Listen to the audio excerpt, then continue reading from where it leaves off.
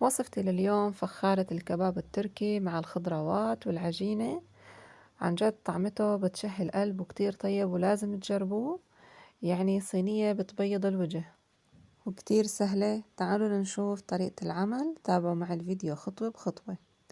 في البداية أنا هون رح أحضر بدي أشوي الخضروات يلي عندي. أنا هون رح أحتاج حبتين من البندورة، رح أعملها بهاي الطريقة حتى تتقشر معي بعد الشوي بكل سهولة. وعندي حبتين من الباذنجان، وحبة من الفلفل الأخضر والفلفل الأحمر، وحبة من البصل. طبعا كل الخضروات لازم نعملها نخزوقها بالسكينة حتى ما يحتفظوا بالمي اللي جواتهم وتطلع معاي على الفرم أو وقت التقديم بهاي الطريقة. هلا كمان عندي نص راس من الثوم، حطيت عليه ورق زبدة وورق سلوفان، بدي أحط عليه رشة من الملح ورشة من زيت الزيتون، وبغلفهم وهيك بيستووا عندي بسرعة وما بيحترق عندي الثوم.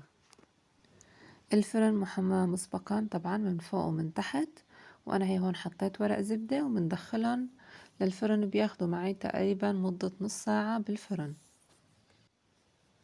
وراح أرش على الخضار رشة من الملح ورشة من الزيت،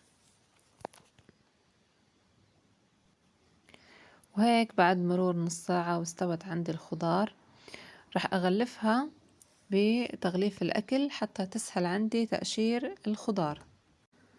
وهلا بعد مرور 10 دقايق بدي أبلش أقشر الخضار. شوفوا بيتقشروا عندي بكل سهولة بهاي الطريقة. هلا على لوح التقطيع رح أبدأ أقطعهم بالسكينة بهاي الطريقة. ما بدي أحطهم بمحضرة الطعام لأني هيك بصير عندي كتير ناعم وبتروح طعمة الخضار، فبفضل إنه نفرمها على السكينة هيك بطريقة عشوائية بهاي الطريقة. وهلا رح أبدأ بتقطيع الباذنجان. طبعا بعد ما أقشره بفرمه وبخلطه مع الخضار اللي فرمناها من شوي. هلا بعد ما خلطنا الخضار مع بعضها رح أبدأ أبهرن. رح أحط لهم رشة من الملح ورشة من الفلفل الأسود ورشة من 7 بهارات أو البهار الحلبي بهاي الطريقة. هلا عندي نص كيلو من لحمة العجل مخلوط عليها لحمة الغنم، رح أبدأ أضيف عليها الملح والفلفل الأسود ورشة من البابريكا الحلوة. وعندي هون كمان بصلة مفرومة كتير ناعم، رح أبدأ أضيفها على اللحمة،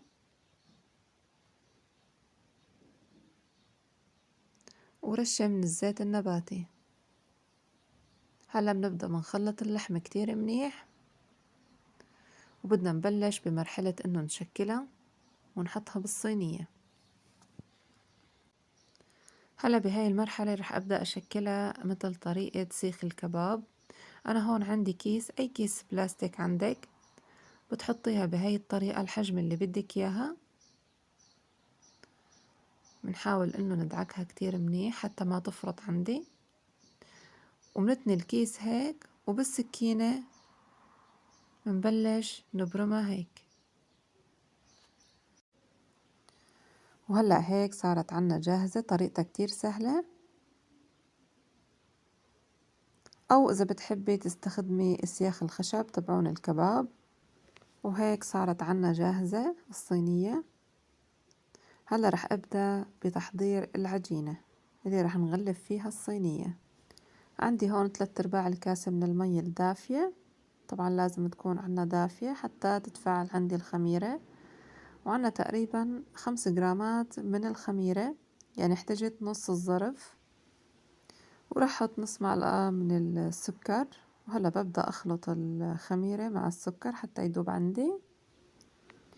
وراح أبدأ هلأ بإضافة الطحين بالتدريج حتى نحصل على عجينة متماسكة.